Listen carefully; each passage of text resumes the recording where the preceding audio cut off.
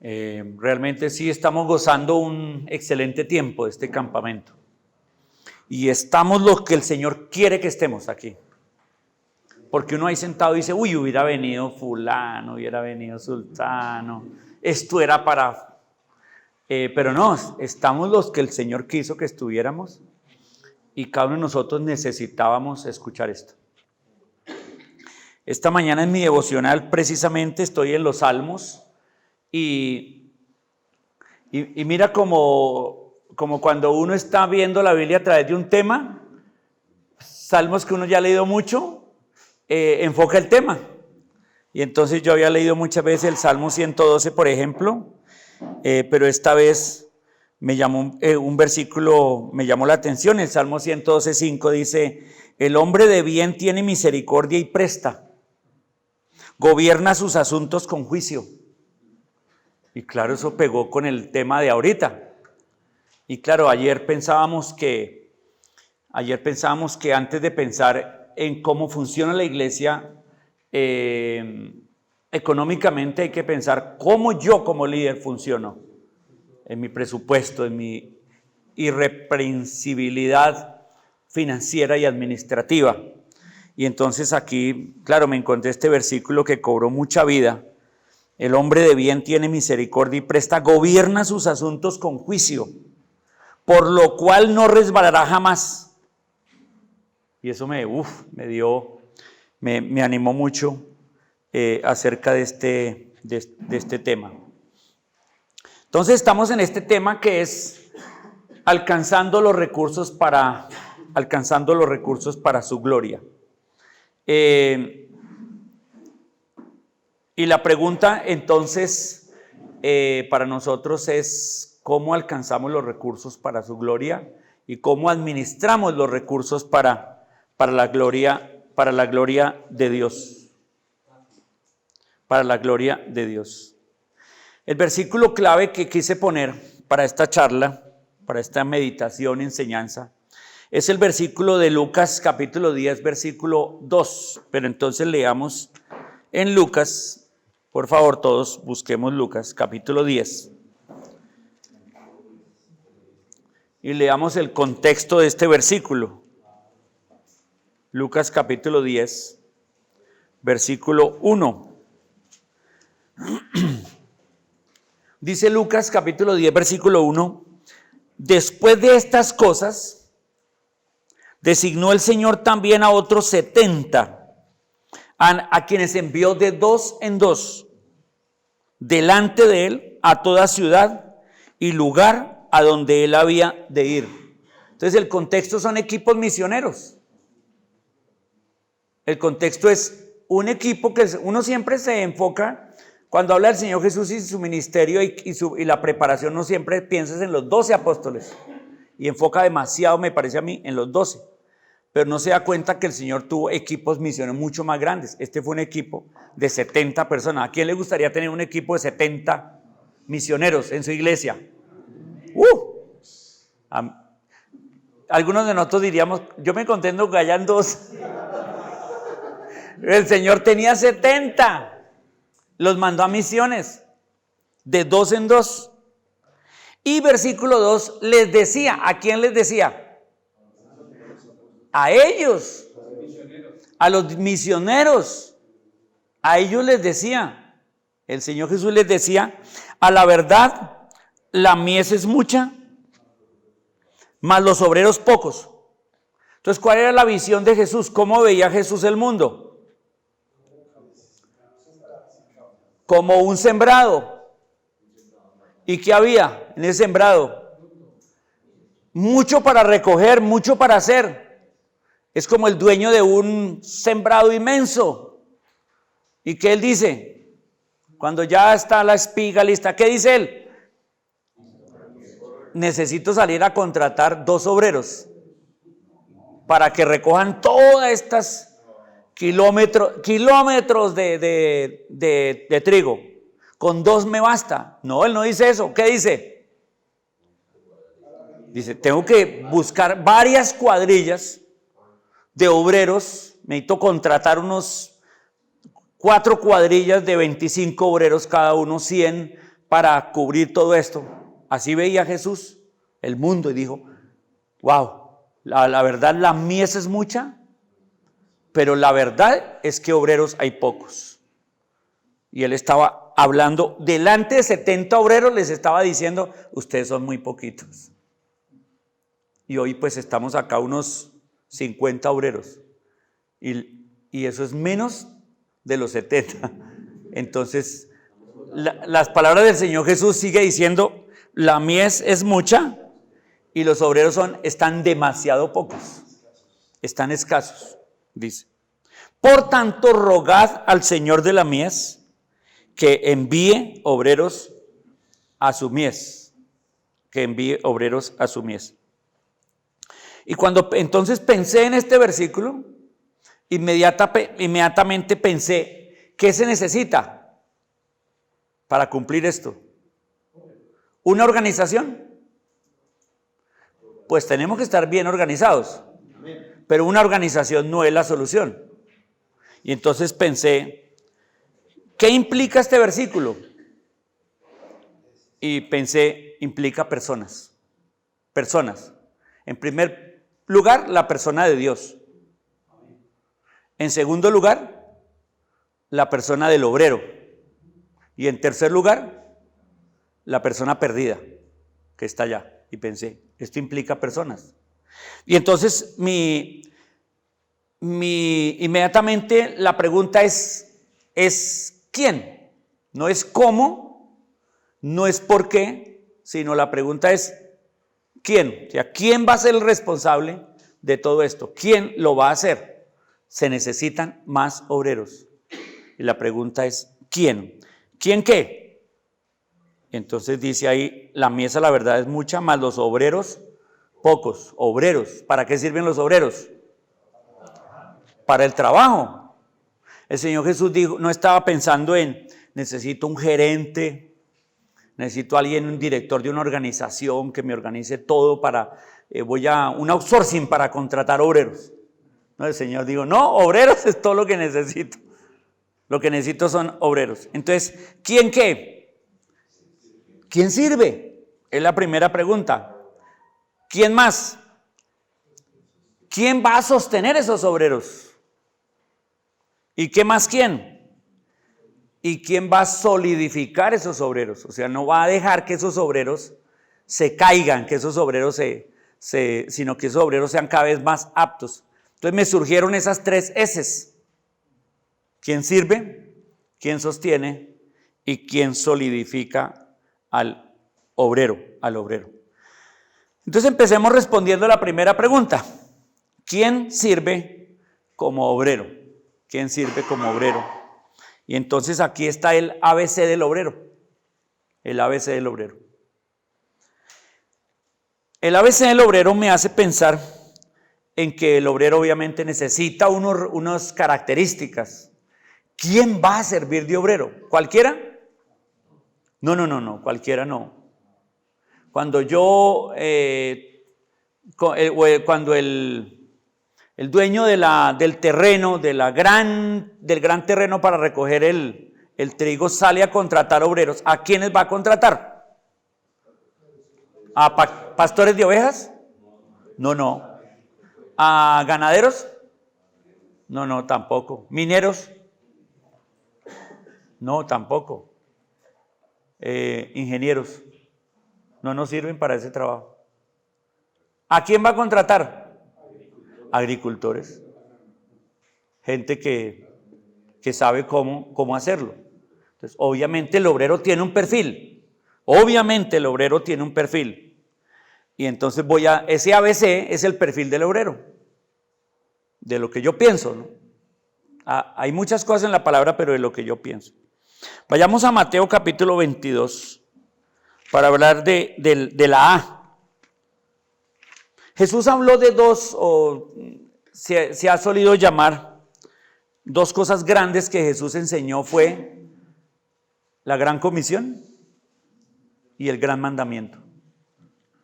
El gran mandamiento y la gran comisión. Y la primera cosa es el gran mandamiento, Mateo 22, versículo 34. Entonces los fariseos, oyendo que había hecho callar a los saduceos, se juntaron a una, y uno de ellos, intérprete de la ley, preguntó por tentarle diciendo: Maestro, ¿cuál es el gran mandamiento en la ley? Discusión muy vivida por ellos. ¿Cuál sería el mandamiento más importante? ¿Y cuál sería la clasificación para decir cuáles son los mandamientos más pequeños e insignificantes? ¿Y cuál sería el mandamiento que hay que cumplir, que lo abarcaría todo? Esa era la gran pregunta, y no sabían. Y vienen con esa pregunta a Jesús, y Jesús sí les dio la respuesta.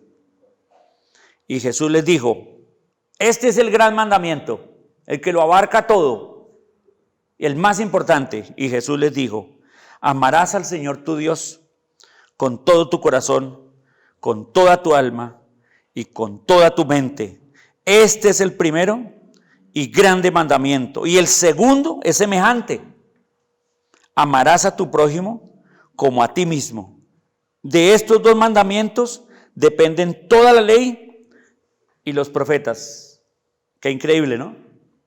El Señor les dice, la primera característica de alguien que quiere agradar a Dios y quiere trabajar para Dios, ¿cuál es? Que ame a Dios de una manera tan apasionada, que eso implica amarlo con el alma, con el espíritu y con el cuerpo, con todo su ser. O sea, amarlo de una forma tan íntegra, tan profunda, que implica absolutamente todo mi ser. Alma, mente, sentimientos, emociones, todo lo que quiera ponerle como lo llame del ser humano. Todo mi ser apasionado por Dios. Y fíjese que esto tiene que ver no con organizaciones, no con dinero, no. ¿Tiene que ver con qué? Con el corazón. Tiene que ver con el corazón. Y la pregunta es, ¿por qué este sería el primer requisito? Amar a Dios. ¿Por qué? ¿Y por qué casi el único? Porque Jesús dice que este lo encierra absolutamente todo. Y obviamente es porque el amor es el motor y la motivación más fuerte. ¿Qué hizo que Jesús viniera a este mundo? Porque amaba a Dios, a su Padre, y nos amaba a nosotros. Por ambas situaciones. Amaba a su Padre y su Padre le dijo vaya, y dijo sí, Padre, te amo, yo voy. Y nos amaba a nosotros y por ellos también voy. Su motivación más fuerte fue el amor. O sea que Jesús es el ejemplo máximo de que el amor es lo que motiva absolutamente todo. Y el amor de Cristo fue un amor total e íntegro. Y un obrero debe ser motivado por ese mismo amor. Un amor total e íntegro, con todo, con el cuerpo, con el alma, con la mente, las emociones, sin dejar afuera la espada, ¿cierto? Siguiendo usando la ilustración, sin dejar afuera la billetera, sin dejar afuera nada. O sea, todo queda comprometido en el obrero, todo, absolutamente todo. Cada cosa de su vida, cada aspecto de su vida en el obrero queda absolutamente comprometido. Entonces, esa es la primera, apasionado por Dios. Versículo 39 y 40 dice, y el segundo es semejante, amarás a tu prójimo como a ti mismo. Claro, otra vez la motivación es el amor. Y entonces el Señor Jesús dice, ¿tú te amas a ti mismo? Y todos decimos, bueno, hay gente rara que no se ama a sí misma. Gente con problemas emocionales, desequilibrada, y hay mucha que tiene una estimación propia muy baja.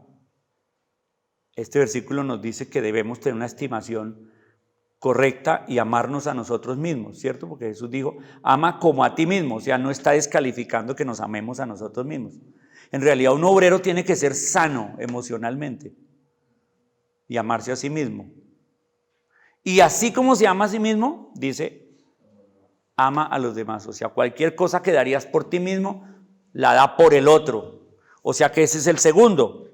La segunda cosa es que él ama a la gente. El obrero ama a la gente. Y porque la ama, es obrero. ¿Y el obrero qué hace? Busca a las almas perdidas. Busca a la gente para traerlas a Cristo. Eso es lo que el obrero hace. Y lo hace por amor. Y las ama como se amaría a sí mismo. Ya que es incorrecto que un obrero diga, no, pues es que esa persona no me gusta tanto, me cae muy gorda. Porque está hablando de sí mismo, de la medida del amor por sí mismo, dice Jesús. Entonces uno no puede, un obrero del Señor tiene que amar a todos como a sí mismo se amaría, como a sí mismo se amaría. Y esa es la gran comisión. ¿Qué es la gran comisión?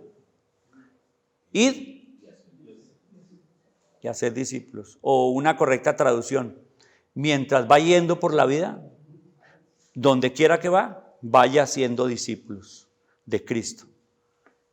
Y esa es la gran comisión. O sea, la gran motivación, el amor. Y la gran comisión, buscar almas, hacerlas discípulos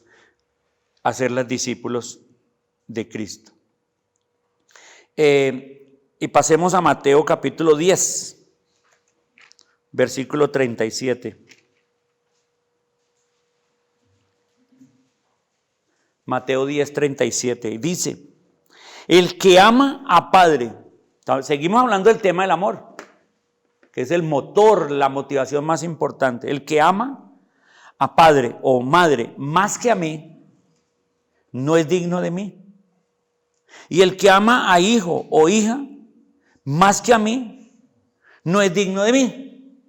Y para seguir aplicándolo con el tema de este campamento, y el que ama sus posesiones y su dinero y su puesto y sus sueños, etcétera, más que a mí, no es digno de mí.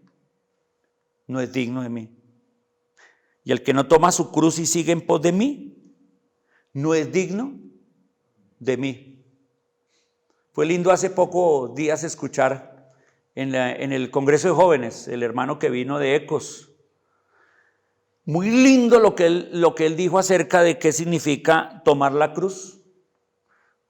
Y él dijo, y yo nunca había pensado en esa manera como él lo explicó, y él dijo, cuando Jesús dijo, tomen su cruz, en su contexto histórico y cultural, ¿qué significaba?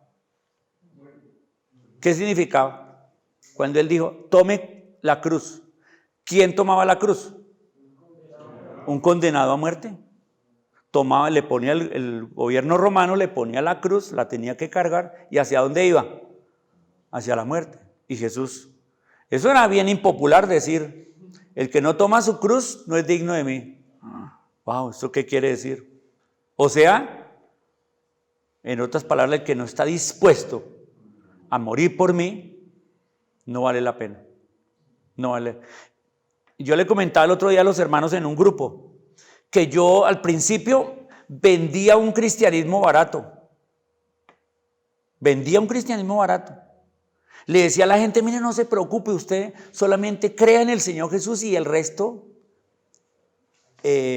Dios le aclarará sus dudas, Dios le aclarará sus problemas, todo Dios le va arreglando, pero usted no se preocupe por nada. Sí, pero es que esto me va a costar. No, usted no se preocupe por nada. Por nada.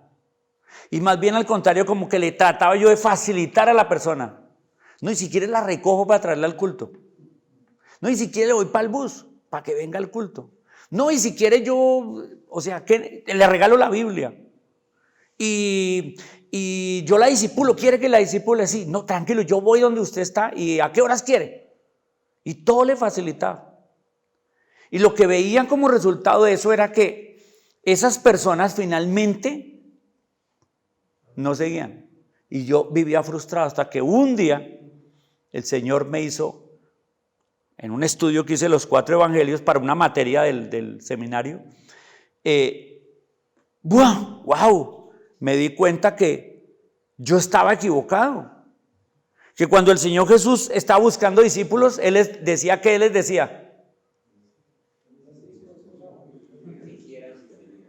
les decía, si no estás dispuesto a morir, no sirves. Si no renuncias a todo lo que posees, no sirves. Y yo, wow, esto no es así como yo. Entonces cambié totalmente. Y entonces iba donde las personas y empecé a hacerlo así. Bueno, tú eres pecador, necesitas a Cristo. Sí, ¿qué necesito hacer? Abandonarlo todo y entregarte a Cristo. ¿Quieres estudiar la Biblia? Sí, listo, te espero en mi casa a tal hora. Y tienes que hacer esto. Y empecé a exigir de las personas. Y empecé a decirles, no, esto tiene un costo. Esto te va a costar esto. Y estar dispuesto a esto y a esto. Y no, yo no te voy a dar para el bus para venir. Al contrario, tú tienes que venir a ofrendar a la iglesia. Y todo cambió. Y el resultado fue que esos nuevos discípulos eran comprometidos. Sabían que había un costo, se metieron y lo entendieron. Y yo empecé a ver, wow, qué cambio tan tremendo. Entonces un obrero, si alguien quiere ser obrero, ¿cómo tiene que ser? Comprometido con el reino. Comprometido con el reino, al 100.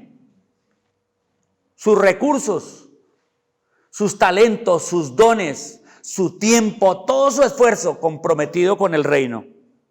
Totalmente comprometido con el reino. Que entienda que su prioridad es su compromiso con Cristo.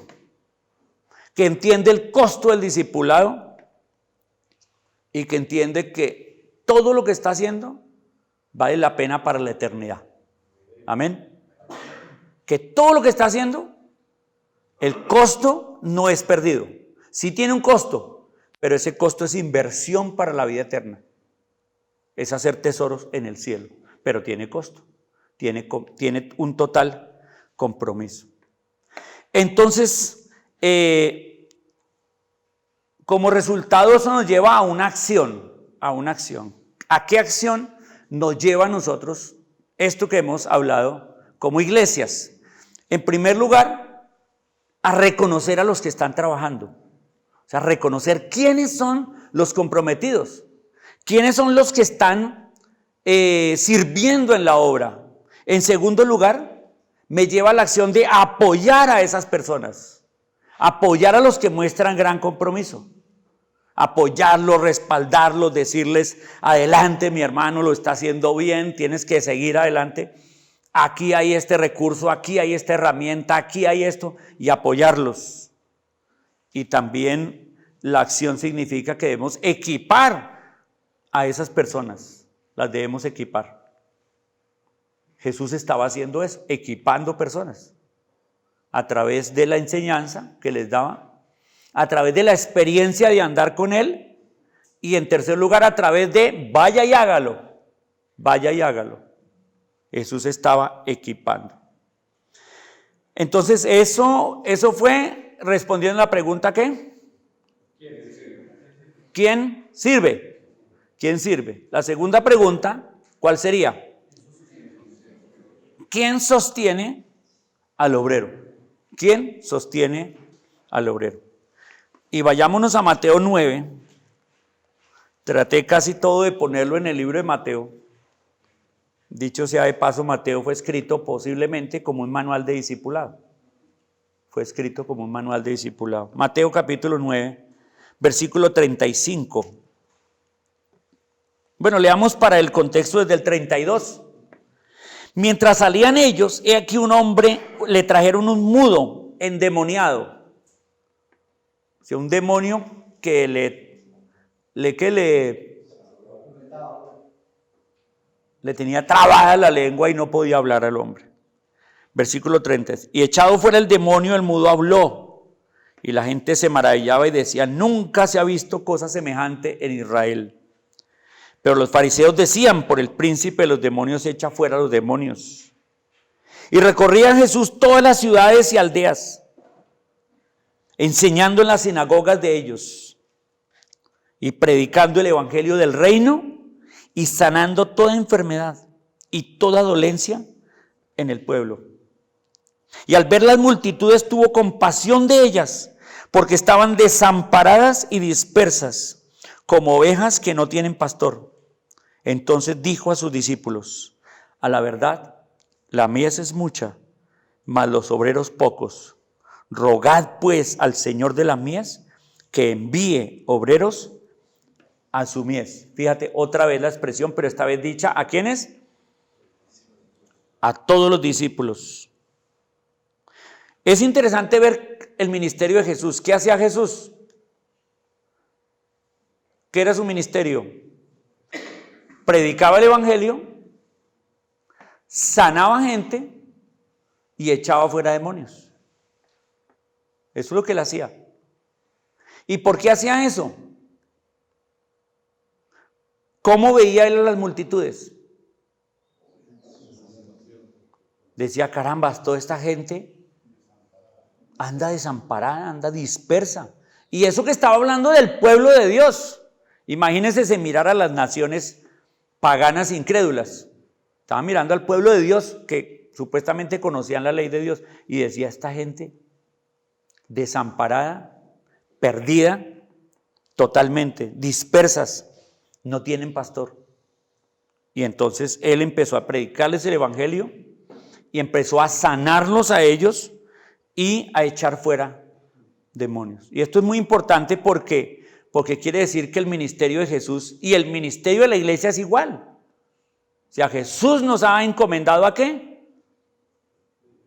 Predicar el evangelio, sanar la gente y echar fuera demonios. Y claro, vamos a decir que, para aclaración, que no nos ha dado ahora, en esta época, el Señor el don de sanidad, pero sí se lo dio a los primeros discípulos, el don de sanar el cuerpo, pero sí nos ha dado, y lo hemos visto y lo experimentamos, el don de sanar corazones, de sanar familias. Entonces sí, todavía seguimos sanando y también echando fuera demonios. Tal vez no ha sido la experiencia de todos, pero tenemos ese poder. Tenemos ese poder. El año pasado en nuestra iglesia batallamos con un caso de demonios dentro de una casa, que habían poseído la casa. Y el Señor nos permitió la batalla espiritual de echar fuera esos demonios y liberar esa familia. Y hoy esa familia goza de una paz y una restauración. Fueron liberados de los demonios. Sí, al Señor nos mandó a eso. Y el Señor quiere obreros capaces de predicar el evangelio, sanar dolencias y echar fuera demonios. Todavía sigue así la tarea del obrero. La tarea del obrero. Y el Señor entonces les dijo, la mies es mucha. O sea, ¿cuánto trabajo hay? Mucho. ¿Cuántos obreros hay? Pocos. ¿Qué debemos hacer? Pedirle al Señor de la mies que motive más gente y envíe obreros a su mies. Pedirle. Yo creo que no hemos rogado tanto. No hemos orado tanto. Y no lo hemos hecho, yo creo, ¿sabe por qué? Porque nosotros mismos batallamos con nosotros mismos como obreros. Y entonces tenemos una batalla propia de nuestra dificultad de ser obreros y mucho menos vamos a pensar en rogar por más obreros. Pero el Señor dice, no, hay que rogar por más obreros, por más obreros. Y es interesante que en el capítulo 10 enseguida dice, entonces, ¿qué quiere decir entonces? Lo que pasó siguiente. Entonces, llamando a sus 12 discípulos, les dio autoridad sobre los espíritus inmundos para que los echasen fuera y para sanar toda enfermedad y toda dolencia.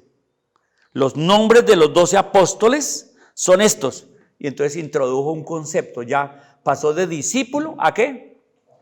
Apóstol. ¿Y qué significa la expresión apóstolos?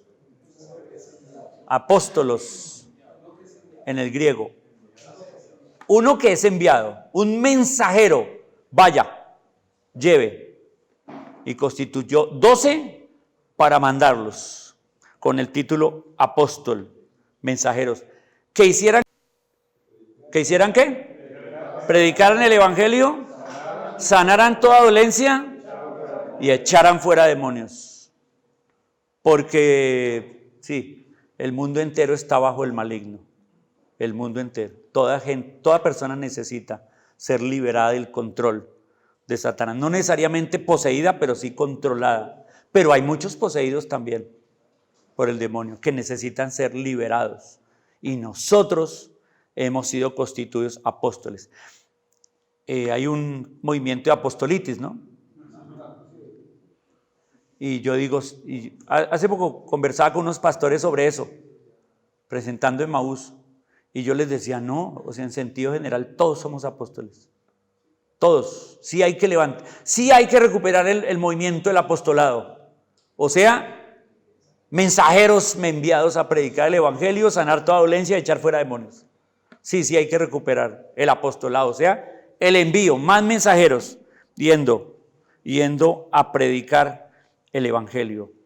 Y entonces dicen, y los constituyó a ellos. Los nombres de los 12 apóstoles son: primero Simón, llamado Pedro, Andrés su hermano, Jacobo hijo de Zebedeo, Juan su hermano, Felipe, Bartolomé, Tomás, Mateo el publicano, Jacobo hijo de Alfeo, Lebeo por nombre Tadeo, Simón el cananista, Judas Iscariote el que le había de entregar, Jimmy Salcedo, William Cortés, César Casas, Orlando Bueno, Álvaro, y sigamos la lista. Si el Señor ha constituido apóstoles para enviarlos por todas partes. Pon tu nombre en la lista. La lista no termina. Claro, estos 12 tienen un puesto y un lugar especial, pero en sentido general todos somos enviados. Y es interesante porque discípulo y apóstol es diferente. Discípulo es uno que sigue, que aprende, pero el discípulo no se puede quedar en ser discípulo. ¿Tiene que ser qué? Apóstol, enviado también enviado. Entonces dice en versículo 5, a estos 12 envió Jesús y les dio instrucciones diciendo, mira las instrucciones para la misión. Por camino de gentiles no vayáis. O sea, por ahora el plan era Israel, y eso pues nosotros lo entendemos. Hoy es vayan por todo camino. En ese momento, históricamente, para los planes del Señor, instrucciones eran, ustedes vayan solamente acá. Pero eso no es aplicable hoy, porque era para ese momento. Pero les dio instrucciones muy precisas. Por camino de gentiles no vayáis. En ciudades samaritanas no entréis. Pero fíjese que él sí entró después a una ciudad de Samaria. No era para el momento, era ese momento. Quiero que vayan a esto, este es su enfoque. Y eso es verdad para todo obrero. El Señor nos da a cada uno un enfoque, ¿verdad? Nos da, no, por acá se vaya. Que es que trabajar con los drogaditos, no, yo a usted no lo quiero. No vayan a las casas de los drogaditos. Los quiero es trabajando aquí. Y a cada obrero él lo pone con un enfoque. Sino id antes a las ovejas perdidas de la casa de Israel. Y yendo, predicad diciendo, el reino de los cielos se ha acercado. Primera tarea, prediquen el evangelio. La llegada del reino de Dios. Claro, esa expresión, el reino de los cielos se ha acercado, era el título del mensaje. De ahí para allá desarrollaban el título. No era que era solo lo que decían, pero de ahí desarrollaban todo el evangelio. Sanad enfermos, limpiad leprosos, resucitad muertos, echad fuera demonios. ¿De gracia recibisteis? Dad de gracia. No os proveáis de oro, ni plata, ni cobre en vuestros cintos. O sea, esta misión que les mando, ustedes no necesitan buscarse los recursos ustedes mismos. Ustedes no necesitan sacar los ahorros y vender una propiedad para poder ir a hacer. No, nada. Ustedes salgan sin nada. Esa fue la instrucción. Salgan sin nada. Ni de alforja para el camino, ni de 2 túnicas, ni de calzado, ni de bordón. ¿Por qué? ¿Por qué dice ahí? Porque el obrero es digno de su salario. O sea, ¿y ahí quién paga? ¿Quién lo contrató? ¿Quién lo contrató? El dueño de la mies, Cristo. Y le dice, el obrero es digno de su salario. ¿Quién paga? El Señor. Yo te contrato, yo te pago. Tranquilo. No tienes que buscarte esto, buscarte. No andes buscando recursos por todos lados. No. Si yo te contrato, yo te pago. Eso es lo que yo veo claramente que el Señor dice ahí. Yo te contrato, yo te pago. Dice. No se preocupen por el sustento. El obrero es digno de su salario y el Señor va a pagar justamente. ¿Cuántos estamos aquí contratados por el Señor?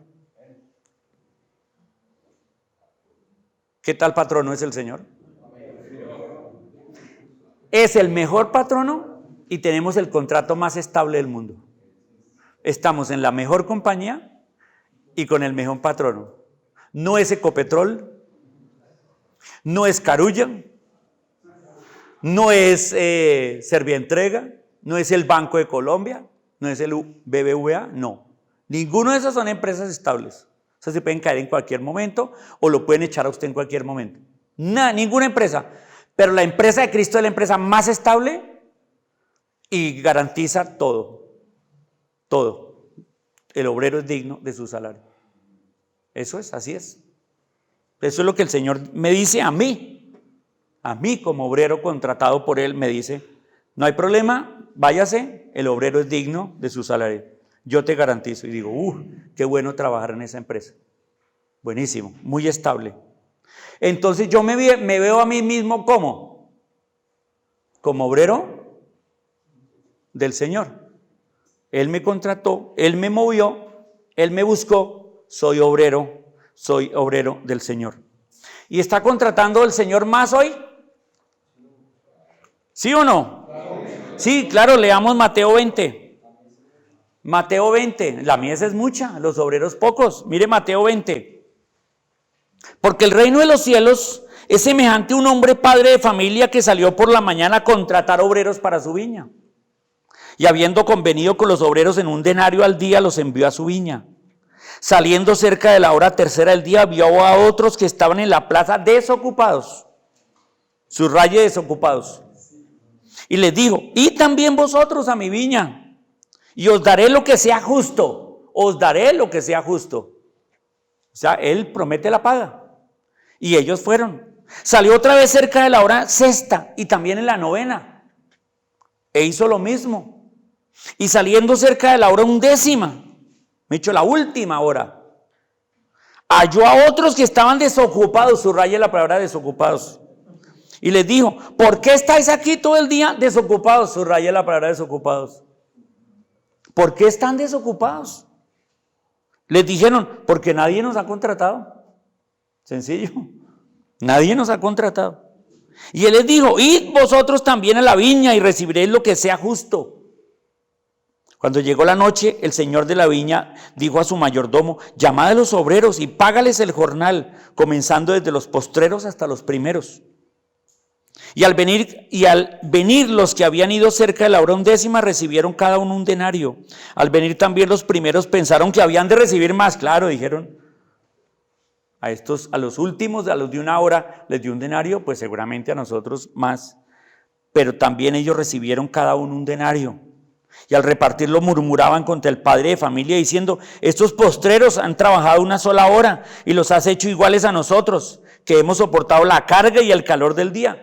Él respondiendo, dijo a uno de ellos, amigo, no te hago agravio, ¿no conviniste conmigo en 1 denario? Toma lo que es tuyo y vete. No soy más.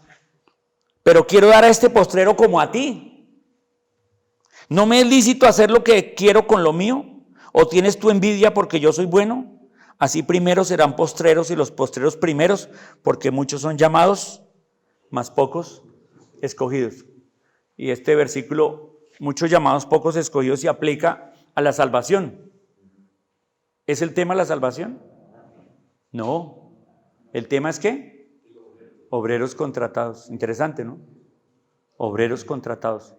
¿Para qué? Para trabajar en la viña, en la obra. ¿Y Jesús sigue contratando? Sí, y algunos en la hora 11ª. Sí, algunos fuimos contratados ya hace muchos años, pero el Señor sigue contratando más gente. ¿Y cuánto le va a pagar? lo que Él quiera. Es más, si quiere pagarte a ti, que llevas un mes de obrero, más que a mí, que llevo 30 años, ¿cuál es el problema? Es problema de Él. A mí me prometió sostenerme con el denario. ¿Qué significa denario? El jornal del día. Él me da lo del diario, lo del día. Trabaja el día, te pago el día. Trabaja otro día, te pago otro día. Eso es lo que mi patrón me prometió. ¿Quiénes han experimentado eso? Que el Señor es buena paga. Sí. Ahora, no puedo yo decir, no, pero es que a Orlando le dio más. Y yo lo veo con camioneta Mercedes-Benz y todo eso. Y está mal, o sea, porque a él y porque a mí no. Y veo que tiene una casa quinta y todo. No, pero ¿por qué? Y a mí no. No. No se puede. No, cada quien recibe lo que el Señor quiere darle. No tengas envidia del otro. O sea, el Señor te contrata y te promete el denario. El denario. Es chévere eso, a mí me gustó eso.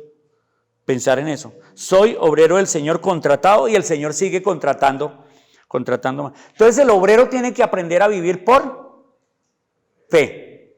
Ese es el principio mayor que estoy tratando de enfatizar. El obrero debe aprender a vivir por fe. Sus necesidades las debe conocer ¿quién? El Señor. ¿Saca boletines publicando sus necesidades? No, porque está mendigando. Y si leemos en Mateo 10, se le prohibía, otras de las instrucciones fue, cuando llegue a una ciudad vaya a una casa, no se la pase de casa en casa. ¿Sí? ¿Cierto? Leemos eso. ¿Qué significa de casa en casa? Si alguien está pidiendo en cada casa, ¿qué es? Un mendigo. Y el Señor dijo, no, mendigos no. Yo te tengo preparada una casa donde te van a recibir y te van a dar todo. No publiques tus necesidades. Eso se llama vivir por fe. Y eso es un principio acá, bien claro, bien establecido. Mi patrón es Cristo, no publico mis necesidades, Él las sabe y además Él ha prometido el denario. Me prometió el denario. No importa si empezó a la 11ª hora o si empezó a la primera, me ha prometido el denario. Entonces tenemos que aprender a vivir por la fe. Los que somos obreros dependemos del Señor. No estamos esperando si la iglesia nos da. No estamos esperando si fulano me va a dar. No estamos esperando, no, nada. Nuestra mano no está extendida a la gente. Nuestra mano está extendida a Dios, que nos da lo que nosotros necesitamos. Claro, el problema es, como decía Ovidio ayer, que algunos se van a la obra pero nunca fueron contratados. Y entonces están sufriendo. Y eso ya es más delicado. Porque si un hombre se mete al trigo y empieza a trabajar y cuando el mayordomo, usted no está en la lista y no le pago nada, pero yo trabajé ahí, no, pues yo nunca lo contraté. Gracias por ayudar. Dios le pague.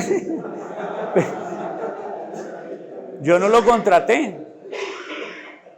Entonces lo delicado aquí es entender si tengo el llamado y si tengo el contrato de parte de Dios.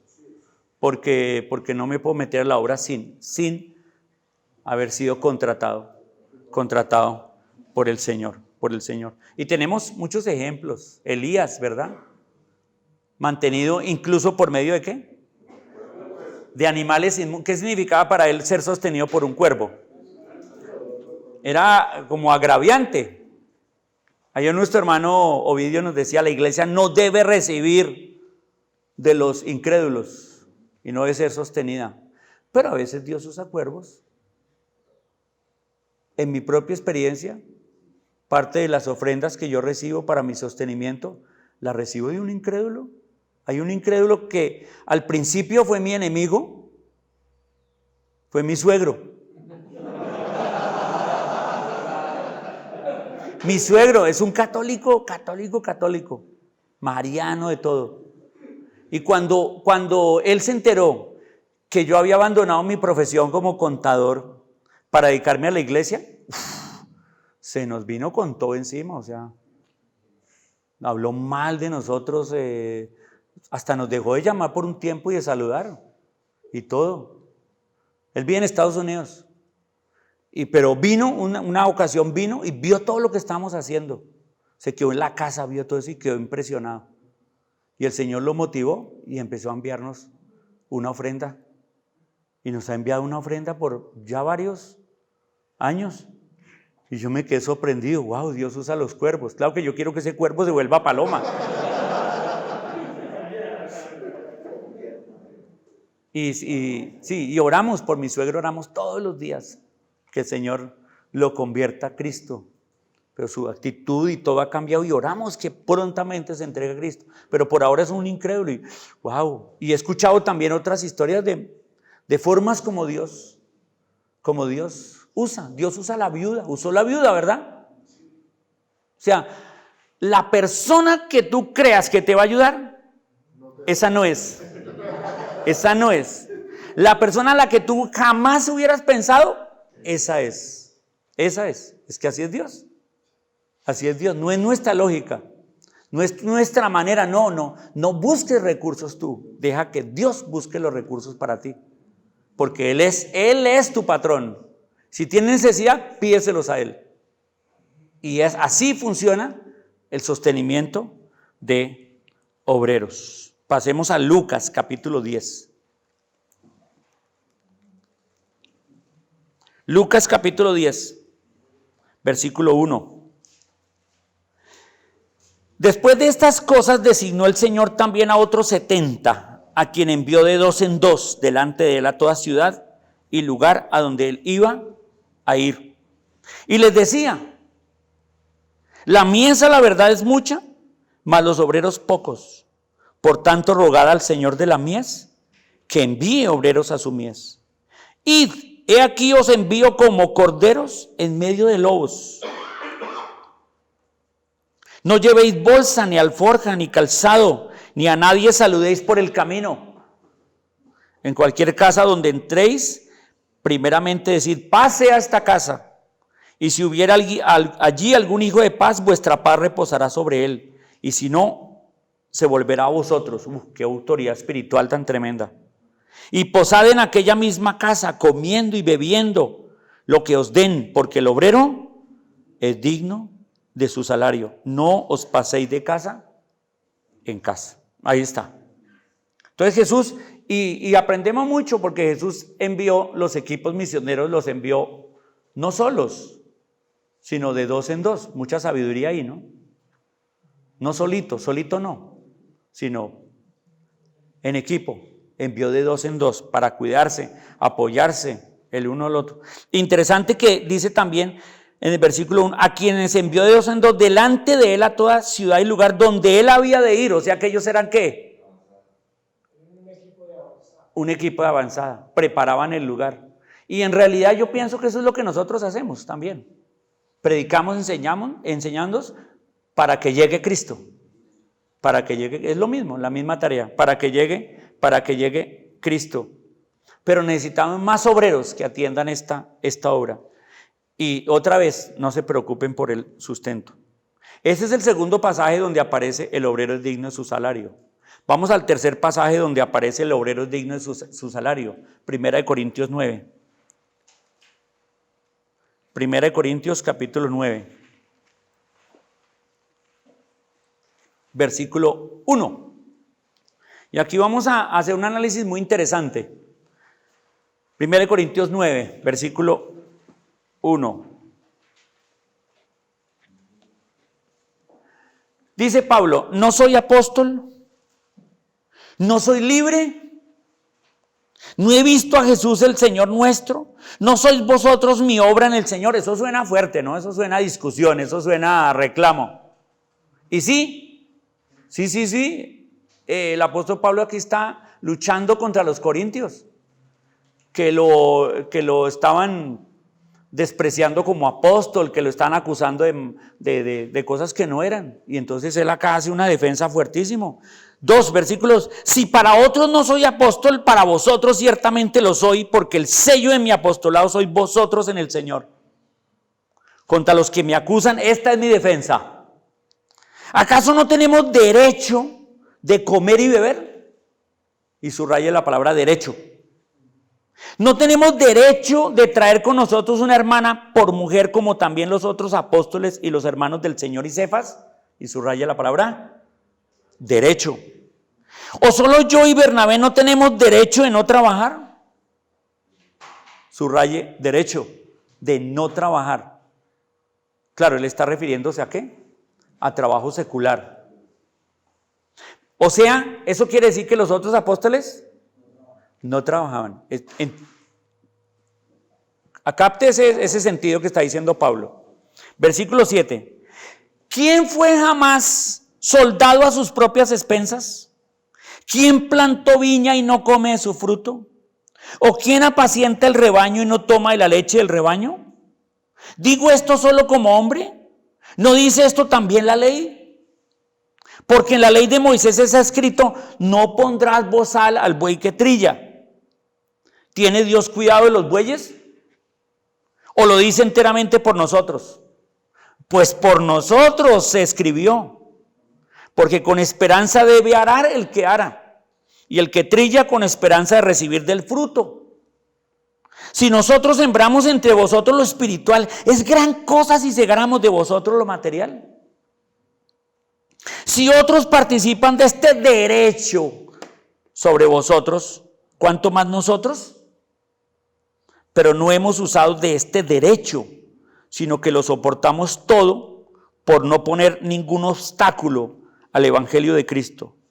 ¿No sabéis que los que trabajan en las cosas sagradas comen del templo y que los que sirven del altar participan? Así también ordenó el Señor a los que anuncian el evangelio que vivan del evangelio. ¿Se acuerdan allá en Lucas? Que vivan del evangelio. Pablo está recordando esas palabras de Jesús. Pero yo de nada de esto me he aprovechado, ni tampoco he escrito esto para que se haga así conmigo, porque prefiero morir antes que nadie desvanezca esta mi gloria. Pues si anuncio el evangelio, no tengo por qué gloriarme, porque me es impuesta necesidad. Y ay de mí si no anunciar el evangelio. ¿Qué hacía un apóstol? Anunciar el evangelio, sanar a los enfermos, echar fuera de los demonios. No se les olvide. Por lo cual, si lo hago de buena voluntad, recompensa tendré, pero si de mala voluntad, la comisión me ha sido encomendada. ¿Cuál pues es mi galardón? Que predicando el evangelio presente gratuitamente el evangelio de Cristo, para no abusar de mi derecho en el evangelio, para no abusar de mi derecho en el evangelio. Por lo cual, siendo libre de todos, me he hecho siervo de todos para ganar a mayor número. Me he hecho a los judíos como judío para ganar a los judíos. A los que están sujetos a la ley, aunque yo no esté sujeto a la ley, como sujeto a la ley, para ganar a los que están sujetos a la ley. A los que están sin ley, como si yo estuviera sin ley, no estando yo sin ley de Dios, sino bajo la ley de Cristo, para ganar a los que están sin ley. Me he hecho débil a los débiles, para ganar a los débiles. A todos me he hecho de todo, para que de todos modos salve a algunos. Y esto hago por causa del evangelio, para hacerme copartícipe de él. ¿No sabéis que los que corren en el estadio, todos a la verdad corren, pero uno solo se lleva el premio? Corred de tal manera que lo obtengáis. Todo aquel que lucha, de todo se abstiene. Ellos a la verdad para recibir una corona corruptible, pero nosotros una incorruptible. Así que yo de esta manera corro, no como a la aventura, de esta manera peleo, no como quien golpea al aire, sino que golpeo mi cuerpo y lo pongo en servidumbre, no sea que yo, que habiendo sido heraldo para otros, yo mismo venga a ser eliminado. Ese es el gran capítulo de cómo se sostiene un obrero. Y voy a hacer notar varias cosas acá en este capítulo. Primera cosa, todo obrero tiene derecho a ser sostenido por la propia iglesia. Todo obrero tiene derecho a ser sostenido por la propia iglesia. Y nos da unas ilustraciones muy sencillas, pero muy ilustrativas. El granjero. ¿Quién planta, quién hace y no come del fruto? El pastor. ¿Quién pastorea ovejas y no toma la leche de las ovejas? Ilustraciones muy sencillas. El soldado. ¿Qué soldado va y se contrata a sí mismo para hacer una guerra? Él que se inventó. O se mete a una guerra ya a pelear. No. El soldado vive de lo que el ejército le da. El buey. Otra ilustración sencilla. La ley decía, no le pongas bozal al buey que trilla. O sea, déjelo que vaya comiendo. Si el buey, él va con el buey. Y si el buey se detiene a comer, ¿qué tenía que hacer? Vamos a esperar que el buey coma. No lo puedo poner a trabajar todo el día. No coma y póngale bozal porque yo necesito todo para mí. No. Era una ley. Paró el buey a comer. Déjelo que espere. Dejó de comer. Ahora sí, sigamos. Qué ilustración tan bonita. El soldado, el granjero, el pastor, el buey y los sacerdotes. ¿Acaso los sacerdotes en el tabernáculo no comen de las ofrendas que les traen? La ley decía que una parte era para ellos. Entonces ilustraciones hay por montones, por si a alguien le queda duda de que la iglesia debe sostener al obrero. La iglesia debe sostener. El obrero tiene el derecho de ser sostenido por la iglesia. Miren esto. El obrero es un obrero contratado por la iglesia. ¿Sí o no? Sostenido por la iglesia. La iglesia lo contrata. La iglesia lo sostiene. La iglesia tiene el deber de sostenerlo. Esto no contradice lo primero que dije. Y ahorita lo ponemos en perspectiva todo. Esto no contradice lo que estoy diciendo. Pero el obrero también tiene el derecho de renunciar a eso. Por las circunstancias que sea. El obrero tiene el derecho de decir, no, yo no quiero recibir eso. Voy a trabajar yo mismo, voy a buscar mis propios recursos y sostenerme a mí mismo. Y que el Señor me provea. Pablo, ¿por qué lo hizo? Porque circunstancialmente él estaba luchando contra la acusación de que él no era uno de los 12, de que era fraudulento y que venía a sacarles el dinero. Por eso él dice, yo no tengo el derecho como otros sí lo tienen y ustedes les dan dinero a otros, pero a mí no. Eso es lo que le está diciendo. Aquí, ustedes sí le dan dinero a otros y a mí me lo están negando. Yo tengo el derecho porque soy más apóstol que esos otros, porque yo fundé esta iglesia. Ustedes son el fruto de mi ministerio. Está bravo el apóstol. Está pero furioso. Echa fuego por la nariz. Dice, ustedes, pero mis hermanos, ¿saben qué? Yo no escribí esto para decirles que ahora sí me sostengan. No, por causa de su actitud, no quiero sustento de ustedes. Pero tengo el derecho.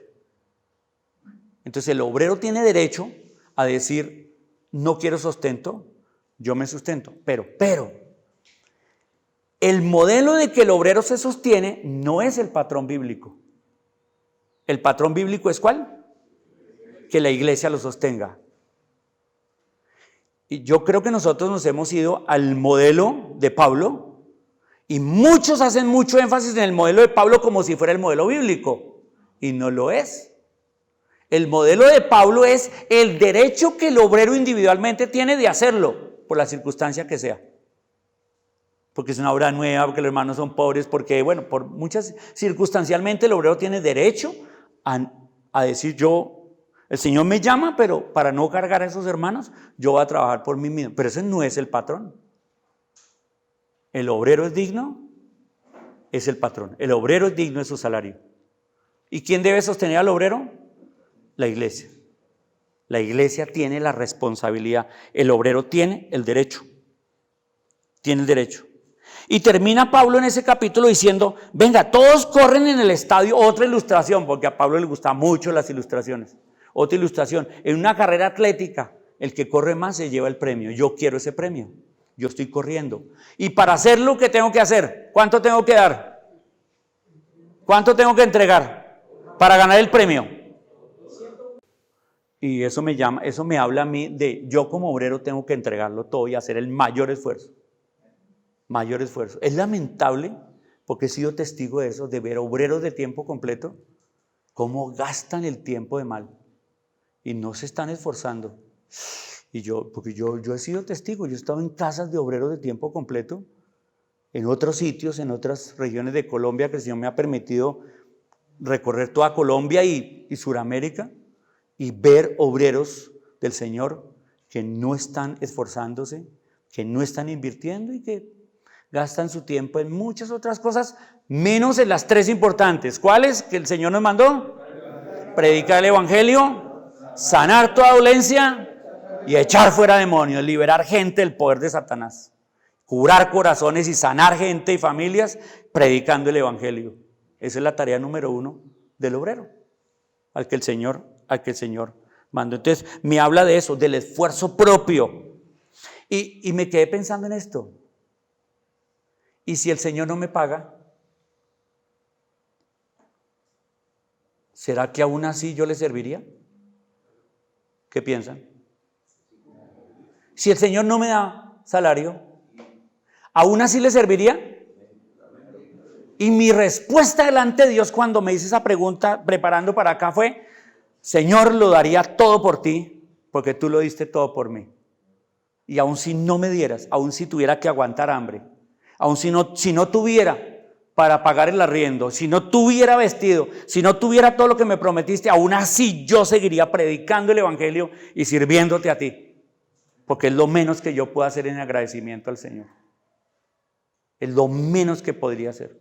Aún si pero sé que sí me va a dar. Entonces, no, eso me alienta harto.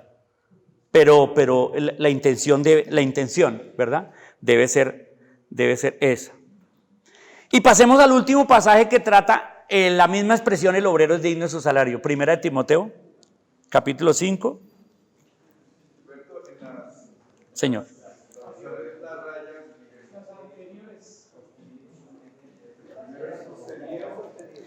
El primero es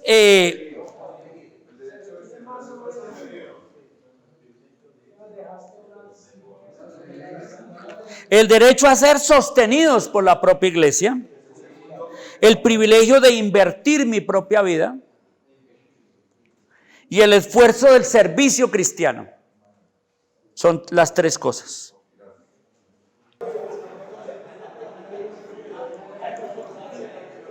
Hermano, mire, esto tiene una pedagogía. Hermano, esto tiene una pedagogía. La pedagogía es que hay un papel con unos blancos para llenar y hay aquí al frente unas frases claves para retener. Pero los blancos usted los saca de mi enseñanza, o sea, tiene que concentrarse, hermano, en la enseñanza. No salen ahí automáticamente. Es una pedagogía. Es una pedagogía para... Bueno.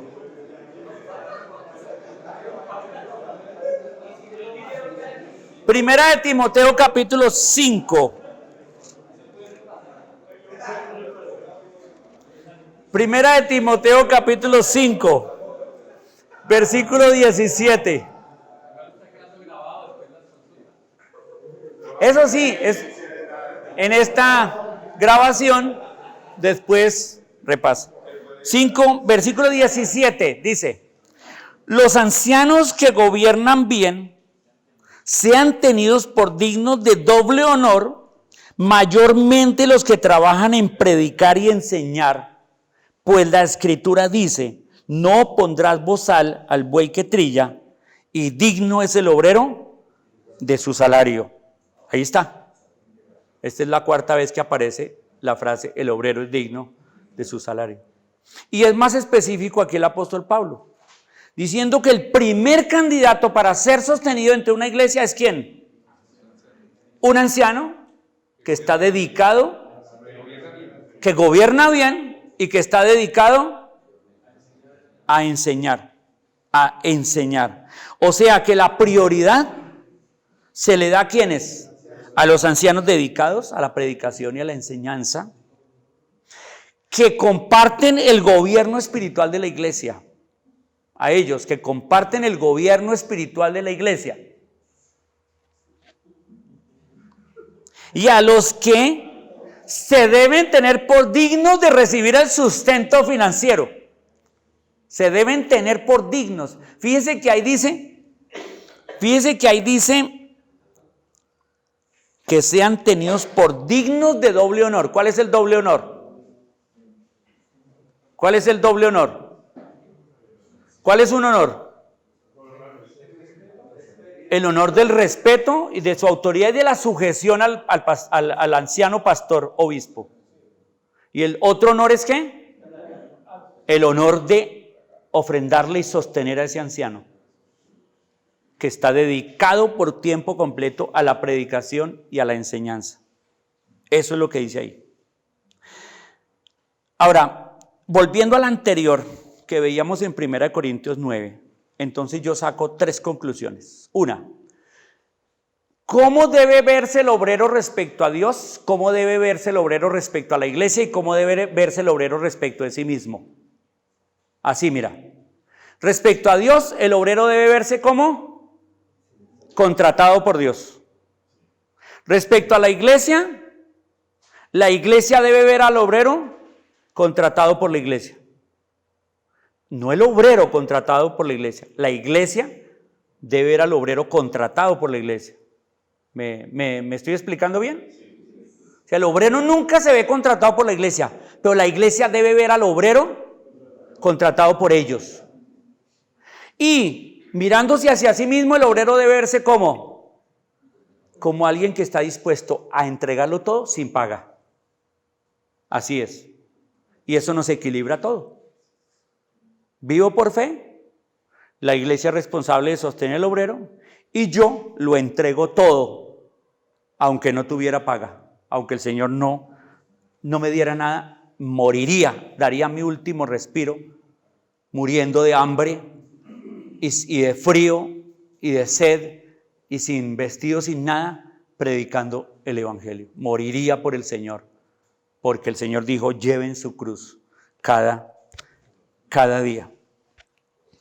Y terminemos entonces entonces el obrero es del Señor, el obrero es de la iglesia y el obrero es un obrero voluntario. Él se debe ver así, hermanos. Acción. Entonces, ¿qué debemos hacer? Número 1, pues enseñar a la iglesia a sostener obreros. Ya, acción. Enseñar a la iglesia a sostener obreros. ¿Qué otra acción? Exhortar a la iglesia a invertir en más obreros enviados, o sea, misioneros, plantadores de iglesias. No solamente invertir en sus propios obreros, un anciano o un evangelista o alguien que quiere dedicarse tiempo completo, sino invertir también en obreros hacia afuera y también entrenar obreros para vivir por fe, entrenarlos. No, no es un asunto de que la iglesia regatea con el obrero. Venga, ¿cuánto? Nosotros le vamos a ofrecer 300. Hermano, ¿no me podrían dar 500? Bueno, está bien, vamos a darle un 400. Hermano, 450, ¿sí? No es. No es.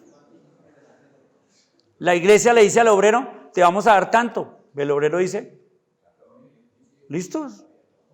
Si creen que su responsabilidad es darme 100,000, listo, recibo 100,000. ¿Por qué? Porque el obrero no está siendo contratado por la iglesia. Si la iglesia cree que con 100,000 va a vivir, pues ya es un problema de juzgamiento de la iglesia con el Señor. Y el obrero debe verse a sí mismo como un obrero que no trabaja por nada y lo entrega todo para el Señor. ¿Estamos? Y así se equilibra todo. Creo yo, ¿no? En 1 Corintios 9 vi que se equilibraba absolutamente. Y que hay obreros que dicen: no, a mí no me den nada, tranquilos, yo tengo fondos, yo tengo platica, yo puedo usar esos fondos, los quiero entregar a la obra. Un hermano que tiene una empresa que no le requiere mucho tiempo y dice: la empresa a mí me está dando, yo puedo ser obrero y no quiero cargar a la iglesia, y más bien, pero hermano, lo que me iban a dar a mí, désenlo. No es quitarle a la iglesia la responsabilidad, sino que yo aliviano para que esos ingresos se vayan a otro lado. ¿Tiene ese derecho el obrero? Según lo que veo aquí, ¿sí? también tiene ese derecho el obrero. Y terminamos con la última, esta ya es más rápida. Pregunta, ¿quién solidifica al obrero? Y nos vamos entonces a Efesios capítulo 4, versículos 11 y 12. Efesios 4, 11 y 12. Dice, y él mismo constituyó, ¿quién es él? En el contexto, Cristo, la cabeza de la iglesia. Y él mismo constituyó a unos apóstoles, a otros profetas, a otros evangelistas, a otros pastores y maestros, a fin de perfeccionar a los santos para la obra del ministerio, para la edificación del cuerpo de Cristo, hasta que todos lleguemos a la unidad de la fe, etcétera, etcétera, en ese pasaje, el propósito. Entonces, ¿quién solidifica a los obreros? Entonces, Cristo puso a ciertas personas con unos dones que más o menos todos los estudiosos creen que estos dones son no solamente para la iglesia local, sino para la iglesia de beneficio a las iglesias de su región. Y obviamente también nosotros entendemos que apóstoles y profetas pasaron por capítulo 2, versículo 20, donde dice edificados sobre el fundamento de los apóstoles y profetas, y creemos que apóstoles y profetas pasaron como designación, y ellos fueron los apóstoles y profetas, pusieron el fundamento de la iglesia, que básicamente es el Nuevo Testamento. Toda la estructura, el marco que tenemos de referencia a nosotros para la iglesia, lo pusieron los apóstoles y profetas, todos ellos, que está resumido en el Nuevo Testamento y lo que nos queda de ellos. Y entonces nos quedan hoy a nosotros evangelistas, pastores y maestros. Me llama la atención que evangelistas están antes de pastores y maestros. El otro día, pues con la Escuela de Emaús organizamos un pequeño congreso de evangelistas. Y les decía yo descubrí que el evangelista no es alguien que simplemente sale a predicar, sino es alguien que dice acá, edifica la iglesia. El evangelista también edifica la iglesia. Los pastores también y los maestros también, y cada uno, me he dado cuenta que cada uno de ellos toca un área diferente. El evangelista hacia el mundo, el pastor hacia su corazón y el maestro hacia su mente. Se necesitan los tres en una iglesia, se necesitan los tres, posiblemente pastores, maestros, y Instituto Fiel tiene unos maestros que están bendiciendo las iglesias, pastores que bendicen las iglesias, evangelistas que bendicen la iglesia, y esa es, yo creo, la dinámica. Y yo creo que quien solidifica al obrero, necesitamos levantar más y poner más cuidado a pastores, evangelistas y maestros que ayuden a los obreros, que los sostengan, que les ayuden, que hagamos esa tarea de los evangelistas, pastores y maestros, porque su objeto es ¿qué? Dice ahí, edificar la iglesia, capacitarla, equiparla, según el texto, es equiparla, entrenarla. ¿Por qué? Porque la obra requiere más obreros. Entonces, ¿quién capacita a los obreros? Los evangelistas, pastores y maestros, en mi concepto de ese texto. Los evangelistas, pastores y maestros, que le dan al obrero la visión evangelística, pastoral y de enseñanza y de maestro. Me parece muy, muy chévere eso. Y obviamente enviar los obreros, entrenarlos y enviarlos a la obra. De 2 en 2, ojalá de 2 en 2, ojalá solito no, enviando a los obreros. Acción de esto. Acción. Enseñar a la iglesia a sostener obreros otra vez. Exhortar a invertir en la misión a la iglesia. Y entrenar obreros de fe. Entrenar obreros de fe. No, pero creo que ahí me confundí, ¿cierto? Estoy repitiendo la del anterior.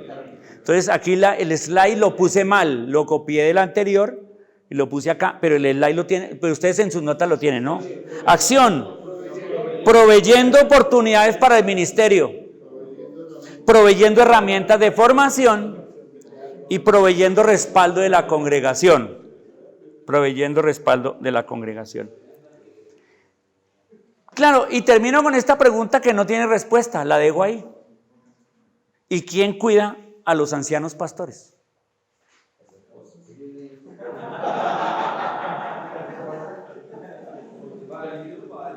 Ministerialmente, ¿quién los cuida? No. Porque hoy en día hay muchos pastores cansados y agotados. Pastor, la profesión de pastor, para decir profesión, está dentro de las 4 más difíciles, está clasificada dentro de las 4 más difíciles, junto con médico, y no me acuerdo de las otras 2. Me acuerdo de médico porque se parecen, ¿no? Disponibilidad. Hay muchos pastores cansados y agotados. Hay muchos pastores en crisis emocional y espiritual, porque luchan con sus propias cargas y con las cargas de otros. Y a veces nos desequilibramos, a veces nos encargamos demasiado en la obra y descuidamos a nosotros mismos y a nuestras familias. El modelo de los pastores biocupacionales creo que es uno de los modelos que menos debemos impulsar. Por experiencia propia, yo fui obrero cuando trabajaba secularmente y yo creo que en mucho maté a mi familia en ese modelo de anciano dedicado a predicar y evangelizar y al mismo tiempo con un trabajo de tiempo completo. Eso es la locura. Y el que más sale sacrificado es la familia y el obrero mismo. Y después experimenté lo que es ser medio tiempo. Y eso es todavía más loco. Yo soy contador. Entonces para un contador es fácil, relativamente fácil, encontrar una empresa para asesorarla de medio tiempo. Y eso fue lo que hice. Dije, no, ya tengo todo resuelto. Medio tiempo de obrero, medio tiempo de trabajador. No, eso es la locura. Porque la iglesia me pedía como si fuera de tiempo completo. Y la empresa me pedía como si fuera de tiempo completo. Pero me pagaban por medio. En esa estuve como 4 años y me reventé, no pude. O sea, eso es la locura. Esa es la peor locura de mi concepto. Y después ya el Señor me llamó tiempo completo. Ay, eso es lo mejor. Entonces uno se puede dedicar fuertemente a la obra, no descuidar a la familia, no descuidarse a sí mismo, jugar fútbol y todo eso, mantener la familia, la obra, darle duro y tratar de equilibrar todo y no preocuparse por el sustento, porque el sustento viene del que me contrató, y estar contento con lo que se tiene, que el Señor da. Me parece que ese es. Pero ¿quién cuida a los pastores? Los pastores pasamos por crisis emocional y espirituales fuertes. ¿Y quién cuida de ellos? Hay pastores en depresión ministerial. En este momento estoy aconsejando 2 pastores de una denominación que se llama El Pacto, de las iglesias del Pacto, que hice contactos con ellos por la escuela de Emaús. La están usando mucho y están siendo bendecidos con la doctrina, con la sana doctrina que trae los cursos de Emaús, bíblica, cristocéntrica. Y estoy asesorando 2 pastores de entre ellos. Uno con una depresión ministerial muy fuerte. Y aunque ellos son una organización muy buena, pero él se siente abandonado y solo. Y pastores frente al divorcio. Y estoy asesorando otro que se divorció, no por infidelidad, no, está en proceso de divorcio, no por infidelidad, no por problemas financieros, porque tienen comodidades, por el ministerio. Por el ministerio. Él y su esposa también están metidos en el ministerio hasta aquí, y el ministerio los separó. Y llevo 6 semanas con él tratando de ayudarle y aconsejándolo y sanando su corazón. Va bien, pero está sufriendo todo eso. ¿Y quién cuida a los pastores? ¿Y pastores frente al? No quería que se viera mucho. Suicidio. El año pasado 3 pastores en Estados Unidos, de buena reputación, no locos, se suicidaron y dejaron cartas tremendas, pidiéndole perdón a la familia, pidiéndole perdón a los hermanos, pidiéndole perdón al mundo entero, que no podían más, que su carga era tan fuerte que no podía más. Y se quitaron la vida. ¡Wow! Y uno dice, pero es que somos seres humanos. Y entonces ahí dejo planteado esa introducción. ¿Quién cuida a los pastores? ¿Quién nos cuida? ¿Quién nos pastorea? ¿Quién nos ayuda? Nos ayuda.